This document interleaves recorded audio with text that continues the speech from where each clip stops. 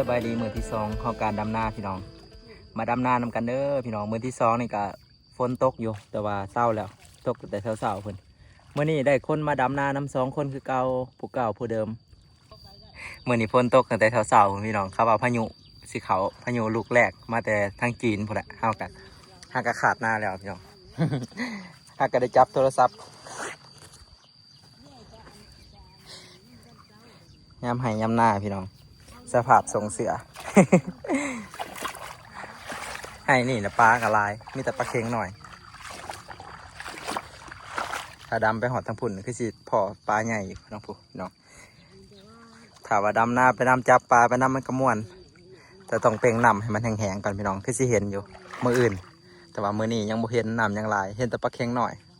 ลายแห้งปลาเค็งหน่อยมือนี้ผู้เฒ่าเอาหลาน รอบเศร้าหลานบ่อยู่น้ำไผ่อยู่น้ำเตะเอื่อยก็เลยขึ้นไปเอาหลานก็เพิ่นก็ตัดวิดีโอเนี่ย ให้ผู้เฒ่าเอาหลานอยู่เที่ยงหน้าเพิ่นแหละมันหายใหญ่พี่น้องดำจับแนมขึ้นลังอะไรกับบัวสุดจะเกลือ ให้หน้าใหญ่สำสนามกีฬากันเกี่ยวหายใหญ่ได้ก็ค่อยแน่ดำบ่ว่าเบิดไว้แต่บ่ดำคันคล้ายนะเขาวลายจะได้กับค่ายแน่เสียวแม่เราคันเกี่ยวนะให้ใหญ่กับบัยันคันดำนะให้ใหญ่นะบัเอาไปคือเอาอยู่ซะ หน้าตัวเองหน้าหมูบ่มา กันหน้าหมูประมาดำดอกเราพูดกูดับหน้าไวพี่น้องกันดีดำไวกูหมูดำไวสุดๆเลยให้นี่เอากาดมาเตรียมไว้อยู่800 มัดพี่น้องเขาจะโลกให้ตั้งแต่มือแรกๆที่ว่าเขาลงคลิปพุ่นแหละกา800 มัดโอ้โหสิพ่อหรือบ่800 มัดเนี่ยคำบ่พ่อกับสิกับพ่อนี่แม่เรามันสิเรือปีนี้หน้าน้องมีอยู่2 น้องใหญ่พี่น้องน้องตัวนี้แล้วก็น้องตัวเทิงน้องตัวเทิงมรถไทยอยู่นี่ก็น้องมักใหญ่ๆแต่ว่าผมมีน้ำ เป็นน้องโคกผมมีน้ำหน้าหายใหญ่ตัวนี้นี่ดำง่ายแต่ว่าย่างเนี่ยถ่ายยากแต่ว่าดำง่ายมันอ่อนมันโบแข็งคือหน้าโคกนะปักจุบไปสาวแปรใส่สุดสถานนำสถานบก สบาย มันขั้นเท้าใส่แบบใส่แบบเสื้อแขนยาวส่งขายาวมันย่างยากแล้วก็ไปยากถ้าใส่สุดแบบสแปรในดำหน้านี่คือแบบสบายพี่น้องมันได้เคลื่อนไหวตลอดเด้แต่ก็ย่างน้ำขี้ตมมันก็ย่างง่ายแม่นอยู่ไป สบายเนาะคล่องแล้วก็บ่อึดอัดพร้อมหัวข้างก็บ่ได้ใส่แต่ถามว่ามันแดดนี่บ่ได้ก็ต้องได้ใส่แต่มื้อนี้มันครึ้มนุ่งแบบได้ก็ได้มันครึ้มปีนี้เฮ็ดหน้า2 ระบบทั้งหวานทั้งดำ มาเทียบใส่กันเบิ่งพี่น้องหน้าหวานกับหน้าดำแต่ได้สิได้หลายกว่ากันแต่เขาคิดว่าโบซูหน้าดำดอกขนาดอยู่เกาหลีอยู่ญี่ปุ่นเขาเจ้าก็ยังมีรถดำนาเอาอยู่ประเทศเวียดนามหรือว่าอยู่ทางฝั่งไทยก็ยังใส่รถดำนาหรือว่าใส่คนดำนาคือเก่าเพราะว่ามันได้รับผลผลิตสูง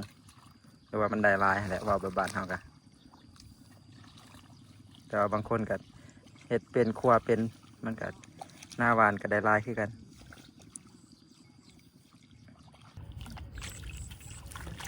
นั่งเสื้อกระสงขาดกว่าเลย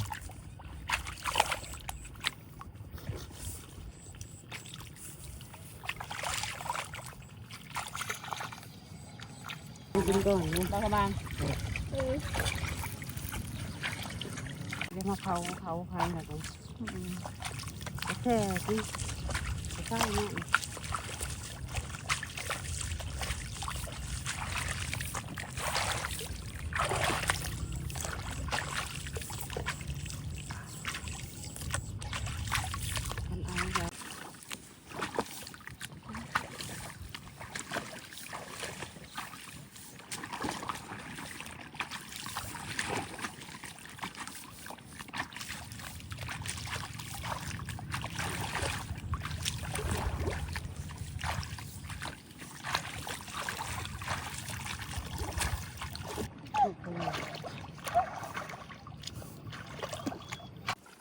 แผนกสุกา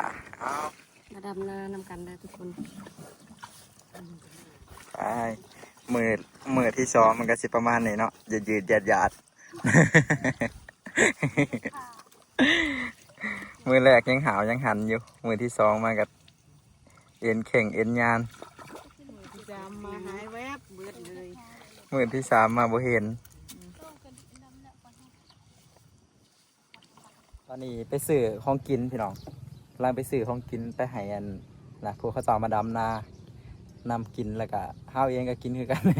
กำลังไปซื้อพี่น้องเพราะว่าอยู่เพื่อนบ่ได้ไปหาเนาะอยู่เนาะกินค่าดำนาต้องเดี๋ยวออกไปซื้อส่องรอบเที่ยงไปทุกคนไปซื้อของกินนำกัน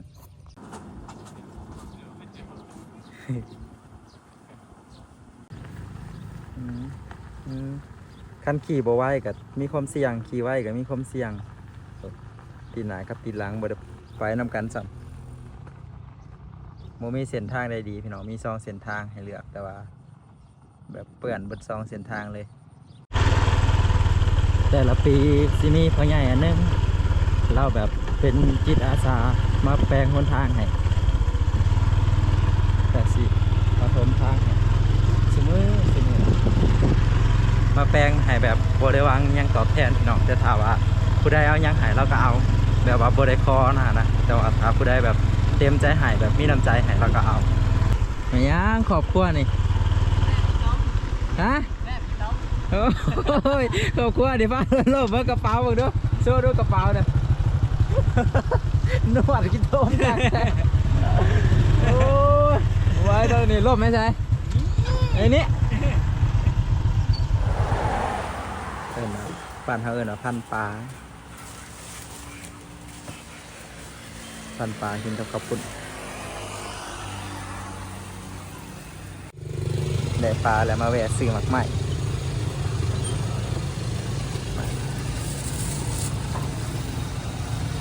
หมักโควิดกับหมักมังกรหมักงอก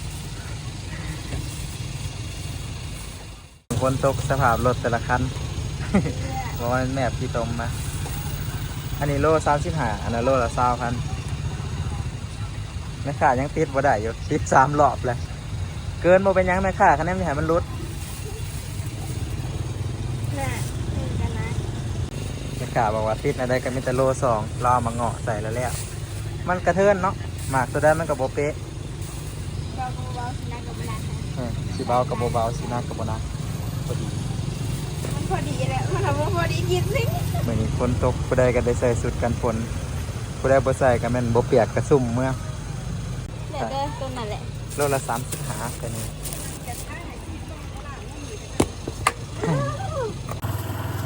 ขากลับเรียบร้อยพี่น้องมีรถคากี่ตมคันหนึ่งจะหน่อยก็ค่าลายคันเขาลายคันเขาคันฝนยังลิ้นแบบนี้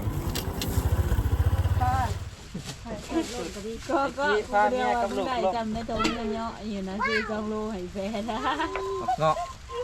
กเงาะซาแฝไอ้กี้กับเมียอันนี้ได้อาหารการกินหมกไก่ข้าวปุ้นพันข้าวปุ้นกับปลานิ่นพี่น้องเลยปลานิ่นตัวบักใหญ่ๆนี่อาหารมื้อนี้ปลานิ่นพี่น้องเลยอาหารปลานิ่นเมื่อวานนี่กินลาบซีดเมื่อวานมื้อนี้กินปลานิ่น นั้นทำสดใหม่นะเขาอัดไว้นะครับ เอาเก่งขึ้นสิกินตัวใหญ่แทนหน้าบ่ได้ดำเก่งบ่ได้ดำหน้าบ่ให้กินไปหาผู้หากินโลกมาม่าผู้ไปหากินหมอแหละหน้าบ่ดำก็อยากกินข้าวมาเด้อกินข้าวพี่น้องกินข้าวตอนเที่ยงกินข้าวเศร้าเมื่อยเอาแห้งอาหารก็มีซุปหน่อไม้พันปลาแล้วก็มกไก่หลังจากกินข้าวกินน้ำแล้วพี่น้องพาพี่น้องมาเลาะเบิ่งหน้าว่านเห็นมีบางคนเพิ่นก็คอมเมนต์มาเนาะเห็น FC บางท่านเพิ่นคอมเมนต์มาเพิ่นแบบมาเลาะอันเบิ่งเขาอันหน้าว่านให้เนี่ยหลังจากที่ว่านแล้วมันเป็นจังไดตัวนี้เฮาว่านห่างที่สุดเลยพี่น้องไฮนี่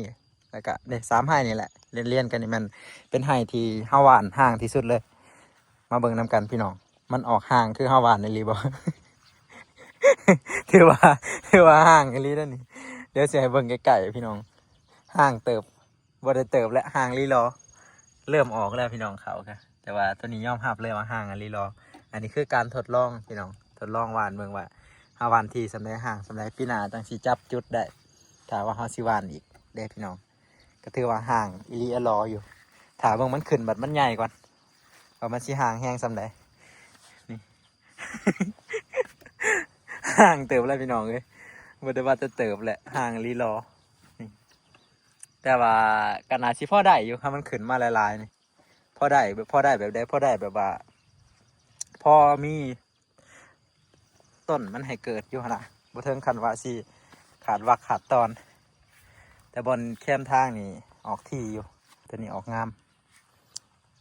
มีแต่ซี่ให้นี่ที่ว่าเฮาขาดกลายนะเฮาบ่ได้ขาดพี่น้องเลยเฮาอันหวานแล้วก็ปลาเลยไปเบิ่งให้หวานปลาก่อนบัดนี้ให้นี่พอดีพี่น้องให้นี่ให้ตัวนี้เฮาหวานน้ำลังหมู่ตัวนี้บ่ที่บ่ห่างพอดีเป๊ะเลยความที่กับบ่ที่ความห่างกับบ่ห่างถือว่าพอดีแต่น้ำแคมเนี่ยบ่ค่อยเห็น บ่มีพี่น้องน้ำแคมนี่สงสัยบ่ได้หวานเขาแคมมีแต่อยู่กลางส่วนหลายมันยังเบิ่งบ่ออกมันบ่ทันได้ขึ้นมาเบิดพี่น้องถ้าว่ามันขึ้นมาเบิดแล้วมันสิเบิ่งง่ายกว่านี้แต่ว่าอันนี้ตัวมันบ่ทันได้พ่นขึ้นมาก็มีบรรยากาศช่วงแรงๆพี่น้องสานต่อหน้าหายใหญ่ตอนนี้ได้แล้ว 60% ยังเหลืออีก 40% ได้หลายเติบพี่น้องไง2 มื้อ3 มื้อคือสิแล้วอยู่ฮะคิดว่า คิดว่าซื่อๆ อันนี้คือให้อีกให้ที่สองให้ที่สองนี่ก็ใหญ่พี่น้องเลยให้บักใหญ่ๆเติบแต่ว่าคือสิบ่มีน้ำดอกคันฝนบ่ตกก็จะว่าพายุสิมากับน่าสิตกอยู่คันพายุมา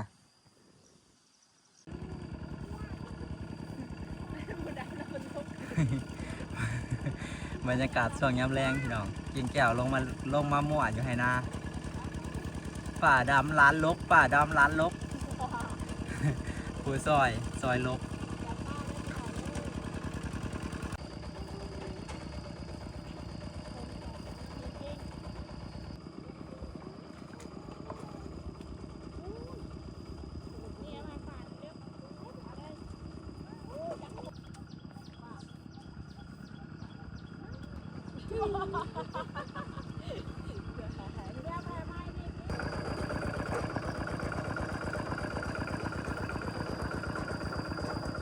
แล้วพี่น้องบอลขาดไว้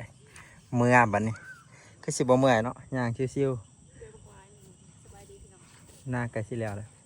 กล้าเรือเยอะหรือพอดีเยอะ ใกล้ชิแล้วให้ใหญ่นี่แล้ว กาเลือกปลาย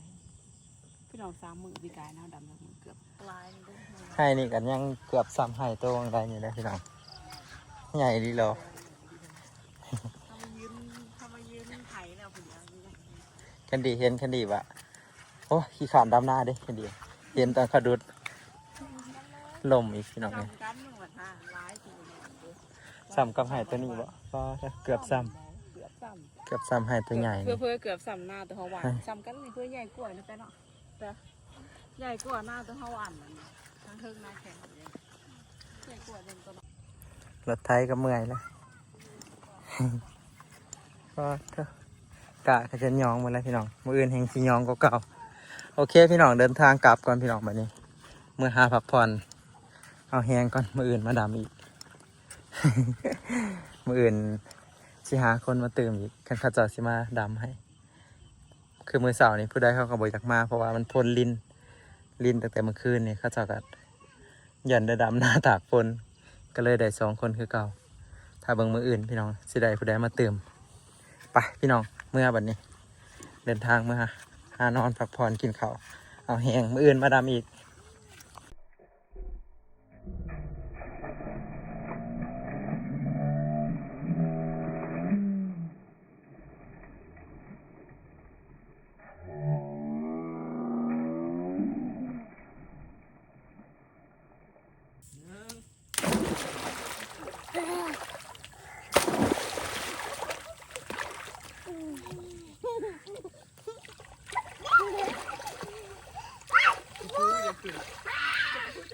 นั่งบูใน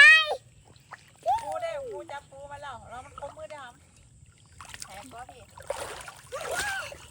เปลี่ยนมาเร็วแน่ปูจับปูได้ กับปูตัวแม่ จับต้อง มันจับตะปูตัวแม่อีก แต่มึงเด้อ ปูตัวแม่ เมื่อคืนนี้ใครแบบลูกมันนี่ ใครมันกระถองมันนะ เดี๋ยวก็มีลูกเลยเอ้ ไป ย หนาวแล้วเมื่อปะไปเมื่อแบบนี้หนาวเลย ก็หักเอางามมันเลยเปิดเอาคนไข่เอางามไข่ ตัวแม่ ปูจนยานร้านเหรียญนำตรงเป็นคุณเละสิดังเลยยังอะไรนะ 1 2 2 3